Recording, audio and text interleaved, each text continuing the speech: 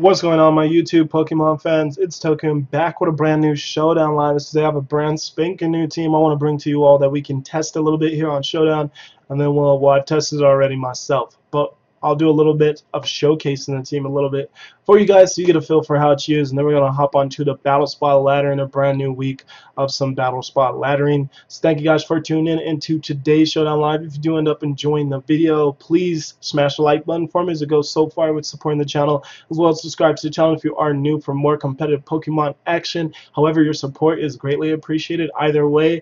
Anyways, guys, let's hop right up into this Showdown Live. Is pretty much what we do in our Showdown Lives. We thoroughly explain the team, explain it for you guys if you are new. We thoroughly explain the team. We get into a couple of battles to showcase how the team kind of functions, so you guys get an idea of how it's used, and then we will hop into the Showdown ladder for 2 weeks, as I no longer try to do a video every single day. So we'll be 2 weeks, not a video every day, every other day possibly.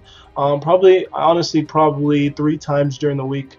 We will go on to the Battle Spot ladder, use the team, and see how it can fare on the ladder against some pretty quality opponents. So I hope you guys are excited to see that, especially for us to cover this team I've been loving to use as of late. So let's hop into it. I just want to quickly say, sorry for the lack of uploads as of late. The reason for that was that I was putting a lot of time and effort towards competing for the Anaheim Open. I haven't went to an actual in real life VGC competition since Arizona Regionals in 2015, when the meta was transitioning into 16.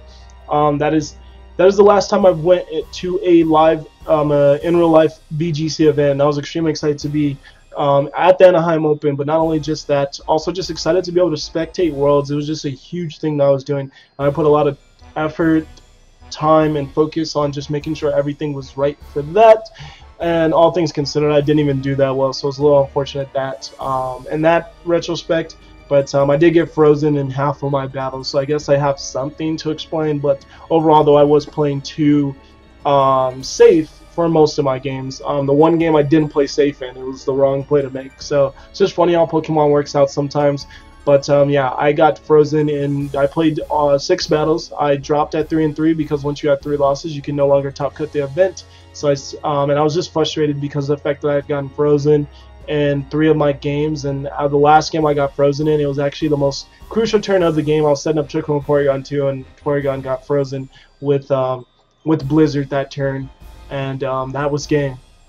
So yeah, it's just in Pokemon's an interesting game sometimes. The cookie just doesn't, or the ball just doesn't roll your way sometimes, and you just got to come back stronger the next time, because I also still could have played better. Like I said, I was playing very safe with the team, and that just showed I wasn't comfortable enough with the team, even though I was trying to practice.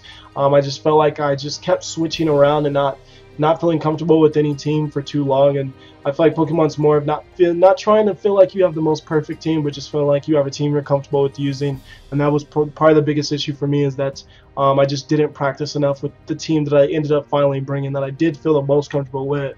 I just didn't practice enough with it, so that I was playing too safely against opponents and stuff, and it didn't work out for me. Yeah, that is a huge reason why there has been a lack of uploads on the channel.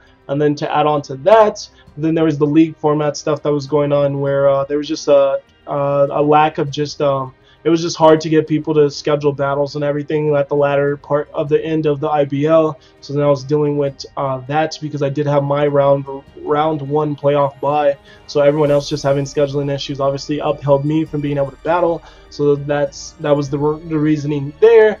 And then I started our VGC analysis series, and I felt like it just wasn't as well received as I was hoping for, especially considering how much time I put into that. And if I don't get feedback, then it's hard for me to have any type of motivation to bring that type of video back on the channel, considering that I need feedback when something isn't that well received.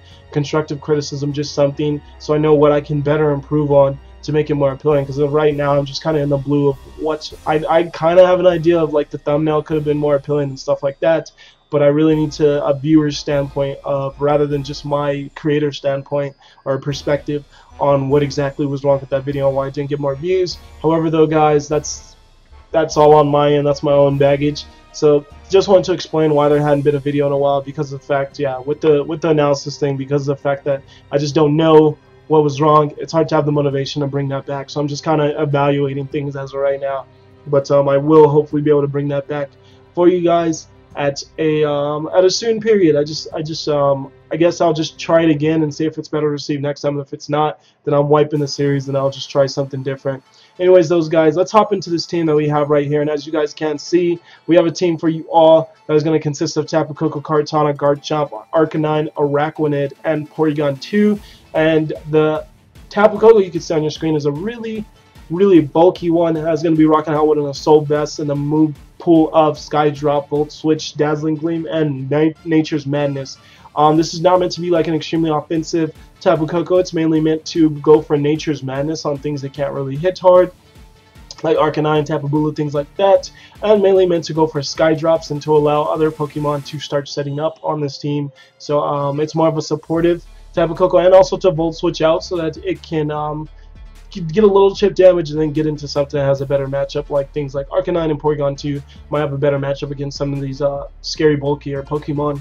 And then Dazzling Gleam still, because that's just so good for dealing with Garchomp. Otherwise, not having a super effective move that's faster than Garchomp makes it extremely hard to deal with. So Dazzling Gleam is a staple to still have on Tapu Koko. And then Nature's Madness will be your main offensive move to get damage off on stuff, as it does do half to their health. But it does have that shoddy 90% accuracy, so you will have to watch out, or I will have to watch out with that.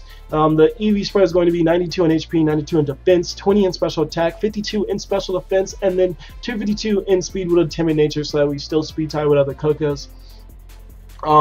Pretty much, the EV spreads just allow you to live so many different various things that it's not even worth covering everything, but just know that this is a very bulky Koko that doesn't go down to a lot of attacks. It's really one hit out unless it's a Z move. So that's really nice to have on your Koko, as Koko's a Pokemon that often doesn't have Protect. So if things do live its hits, it usually gets double targeted into and stuff like that, or just gets hit with extremely powerful attacks. And it's just nice that this Koko can still have things help and then still be around because of how bulky it is.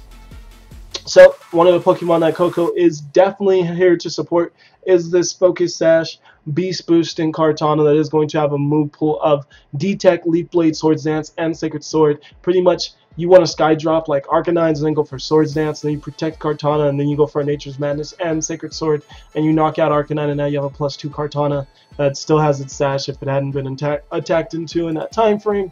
So that's extremely nice. And the fact that you also have a Focus Sash on this one, because I actually brought Kartana to the Anaheim Open, but it was a Fight EMZ Kartana, not a Focus Sash Kartana, and it also had Swords Dance. So to actually have Swords Dance and Focus Sash is actually really cool, so that you can actually take a very hard hit on Kartana like a Blizzard or like a Fire type move, and you can still be around even as well as have your Swords Dance stuff. So that makes this Kartana extremely threatening. And then just 252, very standard EV spread, just with 4 in HP, 252 in attack, and 252 in speed with a Jolly Nature to still speed tie with other Kartanas and speed tie with Ninetales. So that is Kartana. Next, we get into the next Pokemon that's also going to be pretty supported by Tapu Koko, and that is going to be this Ground EMZ Rough Skin Garchomp that has the move pool of Protect, Swords Dance, Rock Slide, and Earthquake, with 124 in HP, 156 EVs in attack with an Adamant Nature, 4 in defense, 20 in special defense, and 204 in speed. So pretty much what this Garchomp's objective is to also, it can use the Tapu Koko Sky Drop Swords Dance. It can also do that as well, especially considering it does have Ground EMZ, so it doesn't have to attack into the Tapu Koko slot as well, just to use its ground type move. So that's really nice. And it's also here to just obliterate things with its Ground EMZ, Adamant. That's gonna OHKO Tapu Lele. It's gonna OHKO a lot of good stuff for you. So that's really nice. And then +2 Rock Slides start to do a lot of damage to a lot of bulkier stuff that don't take much, that are like flying types, such as like Salstilla, Mandabuzzes, the Salamances. If you can get boosted up and then still go for those Rock Slides, you do a lot of damage and you have the chance of flinching. So that's really nice. And I feel like Garchomp is one of the staples of this team, as the getting up a Swords Dance with Garchomp is extremely threatening for teams to deal with, because ground rock is such good coverage. So really solid. Then we get into Arcanine, and Arcanine is going to be a very bulky Arcanine that's rocking out with that Ipapa berry, so one of those super citrus berries that you consume at 25%, Intimidate, and then the move pool of Snarl, Will-O-Wisp, Flare Blitz, and Morning Sun. So Arcanine is going to have 252 EVs invested in its HP, 4 invested in its attack, 36 in its defense, and 180 in special defense with a careful nature, then 36 in speed. Pretty much Arcanine wants to stay on the field. It wants to it wants to intimidate things. It wants to go for Morning Sun to stay on the field. It wants to Will-O-Wisp things slower than it because there's so many threatening slow Pokemon in this format. So Will-O-Wisp is actually pretty good if you can hit it. I'm not the best at hitting it, but it's good if you can actually hit it. And then Snarl for special attackers, especially with Morning Sun, makes Arcanine extremely annoying. And then Flare Blitz, obviously, for the Steel types such as Kartana and Celstilla. So, yeah, really solid Arcanine spread. It sucks there's no Protect, as that does come into factor. Sometimes you won't Protect on Arcanine, as it's a usual staple on most Arcanines. But Morning Sun is actually really, really nice to have. And it has already won me games. So, really nice Arcanine. Tanks out the special hits pretty well. Obviously, not a Tapu Lele, Psychium Z, and Psychic Terrain. But it does take out special hits really well. Just got to play around not having Protect a little bit differently than you would with your typical Arcanine. Next, we get into Araquanid. Araquanid kind of patches up the Trick Room out of this team as like Tapu Koko, Kartana, and Garchomp in the main offense. Arcanine gives you more versatility when you're switching stuff in, as well as brings Intimidate, which is an amazing ability.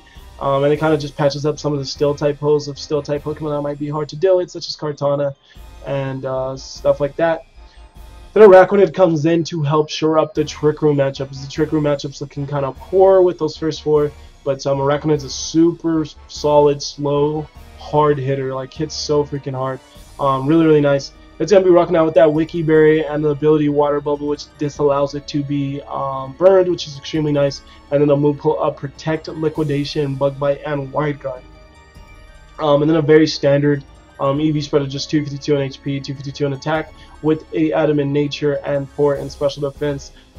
Pretty much, Araquanid just wants to hit things extremely, extremely hard with Liquidation, and hopefully get down to its Wiki Berry so they can come back up and kind of throw your opponent off, not thinking that he would have to deal with Araquanid being out of the health to where it can take out another hit, and then also get off a very hard-hitting Liquidation again.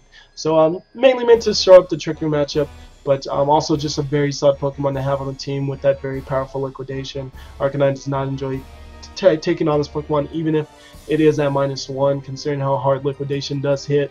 And then something else. Oh, and then Wide Guard definitely helps support the team when Garchomp's out and you're trying to avoid a Tapu Koko's Dazzling Gleam and stuff like that. Like if Garchomp's out and it's boosted at +2, you want to avoid the Dazzling Gleam. Wide Guard comes through pretty nicely. So I actually think Wide Guard has been an underrated move for the entirety of this season. And then last but definitely not least, we throw in Porygon 2 to give us more better switch-ins for powerful attacks. Also gives us Toxic to wear down stuff. Ice Beam for Garchomp, Celstella's.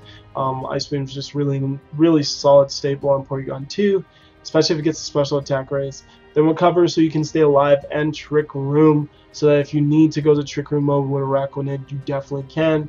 So that's super nice. EV spread is going to be 252 in HP, 140 in defense, and 116 in special defense. That allows that 116 in special defense with that Sassy Nature does allow you to live the double target of Pelipper and Golduck, most definitely, in rain. So that's really, really nice, and it gives you. Oh, sorry. Getting a little tired at this point in the day, but that just gives you such a solid option for dealing with Double Duck. So that's pretty much the team. Tapu Koko, Kartana, Garchomp, Arcanine, Araquanid, and P2. Tapu Koko supporting your 2 main hard hitters in Kartana and Garchomp, but also making sure that you can half the health of things that might be hard to deal with, like Bulu and stuff, if you don't have the correct Pokemon out. And also just taking hits and surprising your opponent with how much it's able to stay alive when they keep targeting moves towards it. So really nice. And then Arcanine comes in with some better switch-ins for you, so you can switch into attacks a little bit better. Shores up the Steel, gives you a better matchup against Steel types specifically. But also with like Bulu's actually hard for these first 3 to deal with, considering that Kartana doesn't have Smart Strike on it, and Garchomp's ground type attacks get very weakened by Bulu, so Arcanine definitely really helps out against Bulu, and just brings a lot to the table, and overall can will-o-wisp the slower physical attackers, and can also go for Snarl on the special attackers, so really kind of just annoying your opponent there. Araquanid gives us a solid hard hitter in Trick Room if it is up, and just gives us a really bulky Pokemon as well that's just very fun to use, seeing how much Liquidation drops very bulky Pokemon's health. So Araquanid is just a very awesome, fun Pokemon to use, and like I said, shares up that Trick Room matchup, and can actually stay on the field for pretty long if you can get down to that 25% and pop your Wiki Berry. So really nice there. And then last but not least, Porygon 2 to add to our solid, to give us another Pokemon that switches in on attacks really well. Toxic to wear things down like Gashadon if it's getting annoying. Ice Beam for the dragons, and for like things like Bulu as well. And then Recover so you can stick around, and Trick Room if you do gotta go Trick Room, or if you have to reverse Trick Room. So that's gonna be the team, guys. Let's just hop into some battles now and see what exactly what we can accomplish with this team. Let's see what we can do. Alright, we are gonna get our first opponent. His name is That One Guy though. So pretty funny name. He's gonna have a team of Togedemaru, Snorlax, Mimikyu, Kartana, Tapu Fini, and Arcanine. So pretty much looking at my opponent's team, first thing that pops out is the Mimilax, honestly, because everyone's using that on the ladder right now. Mimilax is absurdly popular, and it's just really good and hard to deal with. So can't blame my opponent for wanting to bring that. Oh, so sorry. Alright, then after that, my opponent does have the Togedemaru, which does carry Fake Out support. So that's also something to note. Fake Out users always can kind of give stuff a free turn to set up and stuff like that, so it's something definitely to keep in mind. And then after that, my opponent just rounds out the team pretty well with the Grass, Water, and Fire type, which is a common core that teams typically like to have. So not bad at all. What I'm looking at in this matchup is that Mimilax will likely be the lead, or Togedemaru and something else will likely be led. So considering that, I do definitely want to bring Araquanid in this game. I just don't know if I want to lead it or not. I kind of want to lead Coco as well, because Coco can go for damage on Mimikyu and Snorlax at the same time, which is really, really nice to have. So I think I will lead Coco, Kartana. So I think I want to bring Garchomp, and do I want to bring Araquanid? Because then Finny looks kind of scary without. No, that's fine. We'll go with that. So my opponent is going to lead Tapu Fini and the Togedemaru. So not too surprising at all there. What do we want to do? We're going to. I don't even know if I want to Nature's Madness either of these two.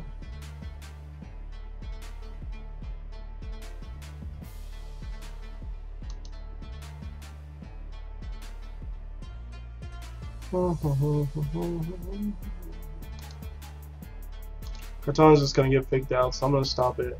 Probably makes sense. Yeah, Kartana did get faked out. I'll go for the Nature's Madness on Togedemaru, and then we'll get a Muddy Water that we tank very nicely because of our Assault Vest. The accuracy drop does really suck though, because I am going for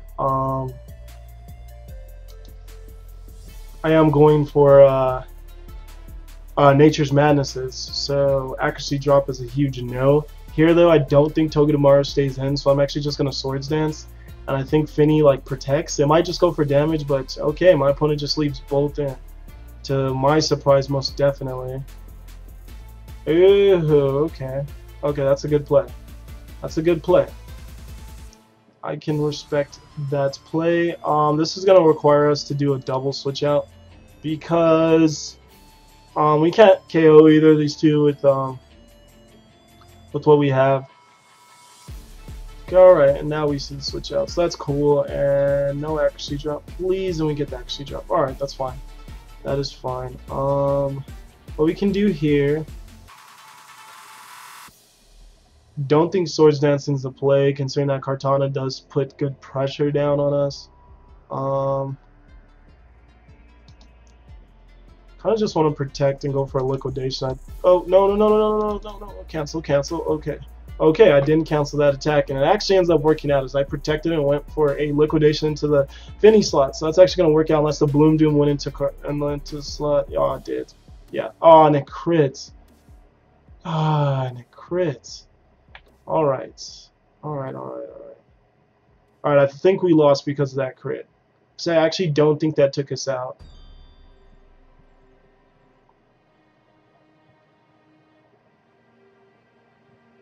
I don't know what I can do here. I literally don't think I can do anything here other than go into my Kartana, but that's not going to kill this thing. Yeah, I got to go into Tapu Koko. Alright, that really, really sucked.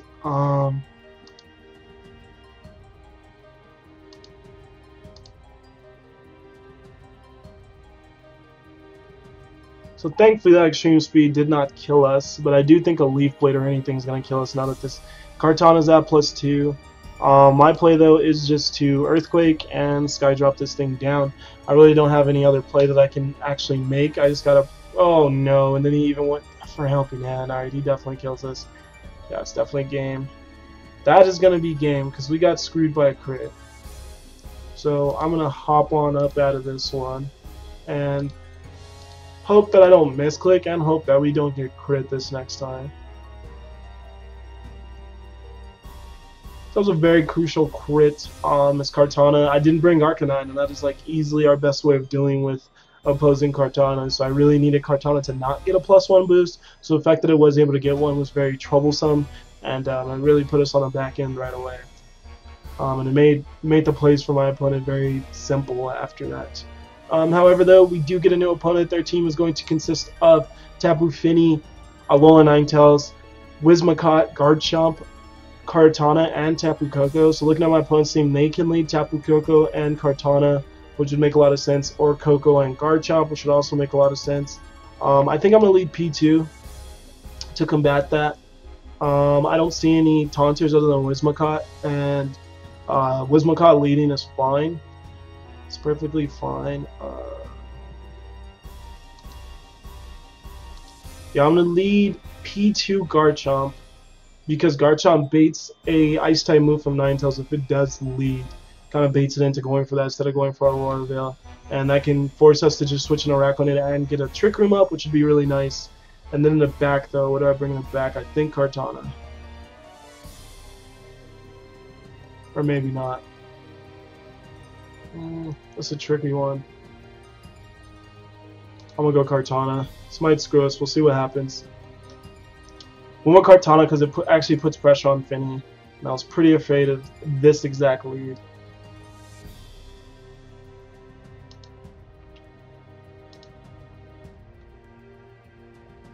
So just in case this is Z move Whimsicott, as it's just gonna go for that. So I could have went for the, yeah, I should have just went for the Z move right on that Finny's face, but I decided not to. So now do I switch in Garchomp?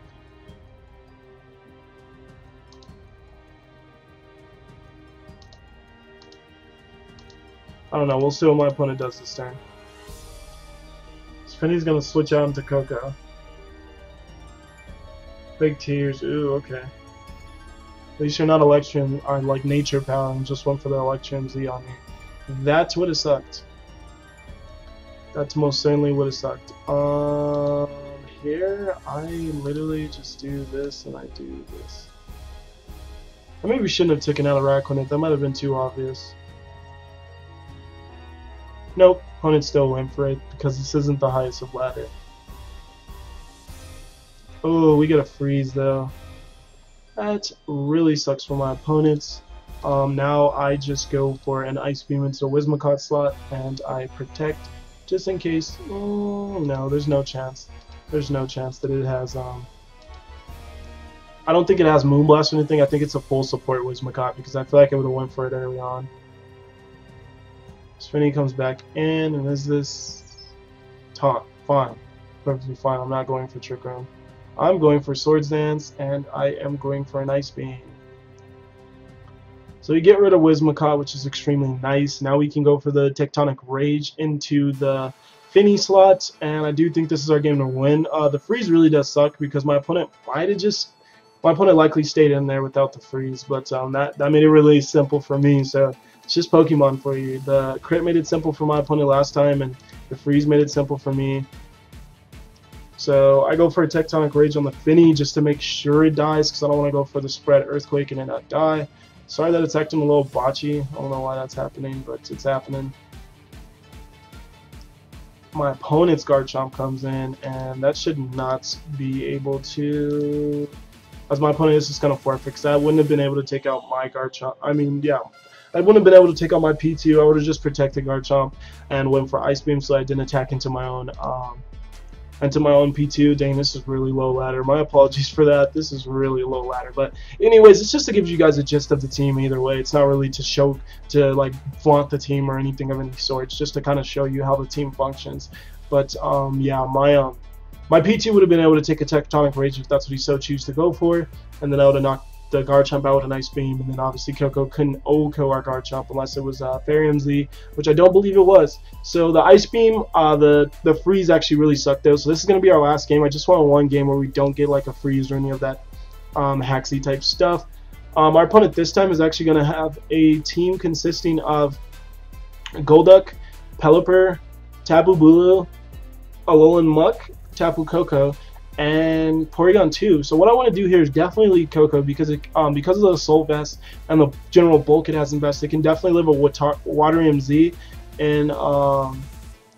in Rain from the Golduck. My biggest concern though is what do I lead next to it. I can go P2 and go for a Trick Roomie mode, but I don't know how I fully feel about that considering the construction of my opponent's team.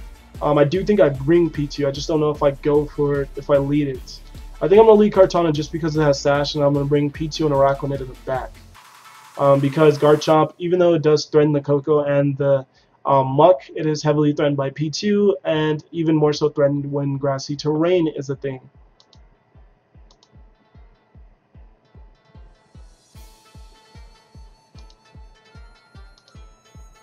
So I'm just going to attack with both as we get a Protect. So I wish I would have doubled into Pelipper. I didn't expect to Protect.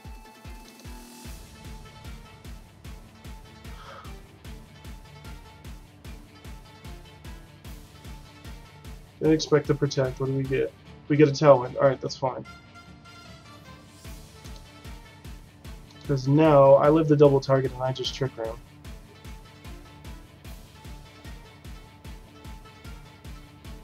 And I have the special attack raise, which is beautiful.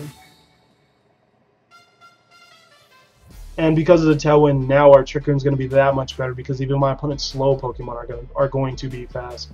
I would want to switch in Araquanid with the Trick Room, but that just seems like a play that could be punished by a Hurricane.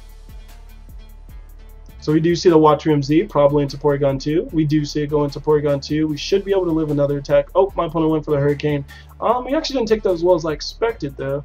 So that might be a definite modest...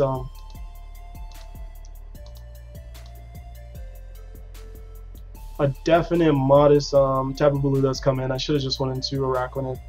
And then we get the Protect. That's fine. Still fine.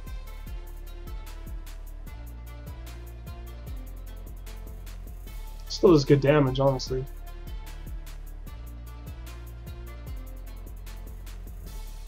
So here I will recover, and I will go for a Leaf Blade into that Pelipper slot. Because we see a Protect and a failed Protect from Pelipper, so that's a bad play for my opponent. That's a bad play. There's no reason to make that play.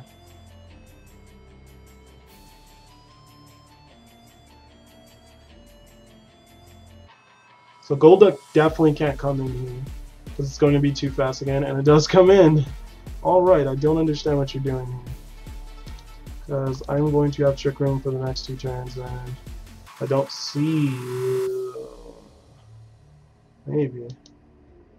I want to just go for the attack on Bulu, but I don't do much damage to it either way. So he does just Protect Golduck. Makes sense. I don't do much damage to Bulu either way. Ooh, another freeze. Okay, just thought. Okay.